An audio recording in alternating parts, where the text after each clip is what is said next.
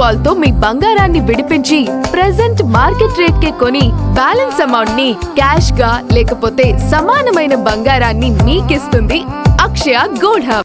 బెంగళూరులో ఐటీ అధికారుల సోదాల వేళ రియల్ ఎస్టేట్ సంస్థ confident group chairman CJ Roy మృతి చెందడం కలకలం రేపింది. తన లైసెన్స్డ్ తుపాకీతో కాల్చుకుని సీజే రాయ్ బలవన్మరణానికి పాల్పడినట్లు ప్రాథమికంగా తెలిసిందని బెంగళూరు పోలీస్ కమిషనర్ సీమంత్ కుమార్ సింగ్ తెలిపారు. కాన్ఫిడెంట్ గ్రూప్పై తమ 3 రోజులుగా ఐటీ సోదాలు జరుగుతున్నాయి. బెంగళూరు రిచ్మండ్ సర్కిల్ సమీపంలోని సీజే రాయ్కు సంస్థకు చెందిన కార్యాలయం ఉంది.